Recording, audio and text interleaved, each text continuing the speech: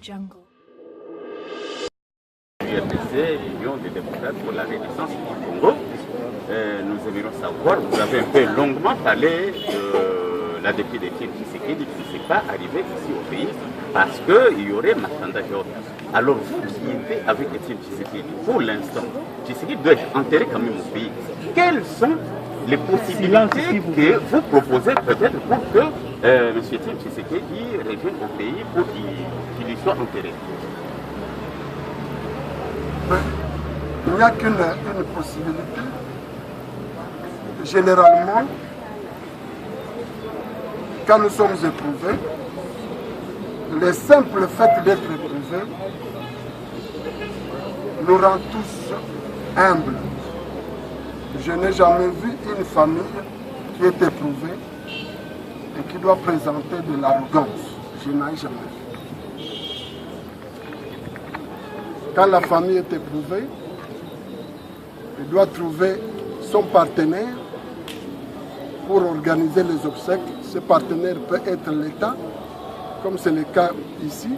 Ce partenaire peut être l'employeur. Ce partenaire peut être une organisation. Mais la famille va chez les partenaires de manière humble. Sa famille idéologique, nous posons la question de savoir qu'est-ce que vous pouvez peut-être avancer comme argument auprès du gouvernement qui semble avoir une autre position que vous qui avez connu Tshisekedi. Non, je demande d'abord nous-mêmes, en tant que famille idéologique, nous devons définir, je l'ai dit ici, Étienne Tshisekedi est mort. Il est mort en tant qu'homme d'État, il est mort en tant que combattant au front, parce que c'est de cela qu'on peut déterminer comment faire des exigences. On ne fait pas des exigences de manière aventureuse. Donc il faut Étienne Tshisekedi est mort ici en tant que combattant. Il est mort au front. Et on sait dans ces conditions, et parce que l'UDPS ne va pas me dire aujourd'hui qu'il est prêt à enterrer tous ces morts.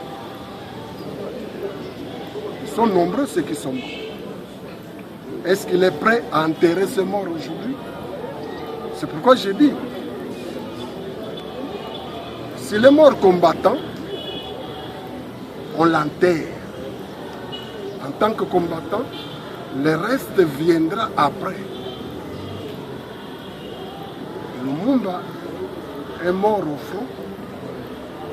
Ce que vous voyez là est venu plus de 10 ans après.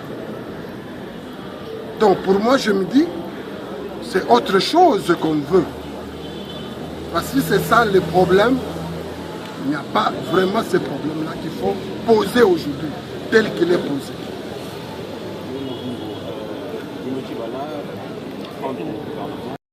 Le gouvernement, peut-être d'ici 3 mois, il pourra nous dire, écoutez, c'est possible ou c'est pas possible. Ce n'est pas à moi à dire. Mais moi, ce que je veux, c'est que tout le monde attend qu'on aille aux élections. Des regrets, c'est trop dire. Et vous dire qu'on n'a pas de regrets aussi, c'est peut-être vous amuser. Non. On a voulu être là, on n'est pas là. Mais ce n'est pas pour autant qu'on va... Non. On continue à les soutenir justement pour qu'ils nous amènent à ça. Je crois qu'il ne faut pas les déranger. Il ne faut pas les déranger, il faut qu'ils nous amènent aux élections.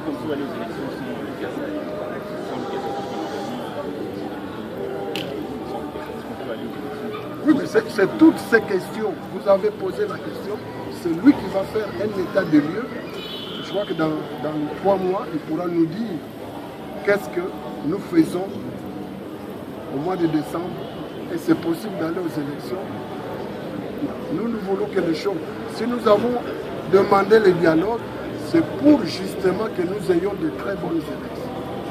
S'il vous plaît, peut-être je reviens sur le gouvernement Bruno Tibala. J'aimerais savoir, M. Bruno Mapungo, avoir seulement la taille du gouvernement.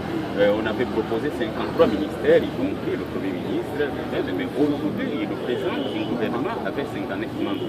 Est-ce que vous pensez-vous réellement qu'il a respecté, il y a eu respect de l'accord qui a été signé le nombre de 216? Vous aussi, je crois que le respect de l'accord, ce n'est pas juste à une personne près. Peut-être une personne pouvait peut-être être en moins, qu'il ait ajouté 2 ou 3 personnes. Je crois que ce n'est pas ça qui va handicaper, mais ce que nous voulons qu'il puisse réunir tous les moyens possibles, les moyens politiques, les moyens financiers, et nous amener aux élections. Si on peut dire comme ça, qui vient d'être élu président d'un grand pays. Mais justement, c'est une leçon pour dire, ce sont les idées qu'on propose au peuple. Et le peuple choisit justement par rapport aux idées, aux projets que vous nous présentez. Le peuple français a préféré Emmanuel Macron, qui lui a présenté des projets réalistes, et le peuple français a choisi celui-là. Les autres,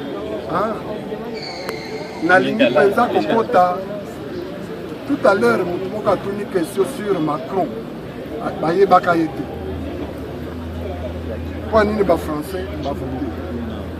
Les Français vont sous-développer. Les Tangamingi vont voter dans projet. Donc, ngai nalingi koloba te ko elongo oyo okosala te kaka elongo wana totala oyo akokosala déjà nayebi que bakoinvestir ye na gouvernement 100 000. Mais nayebi déjà que programme ezali na axe misato ezali amélioration sociale ya population, ezali sécurité ndenge moninga kosenga sécurité kosécuriser mboka, et puis troisième tokende na baélection. Donc ezali te ke elongi tel akoko réaliser yango ke elongi tel ye akoko kosala.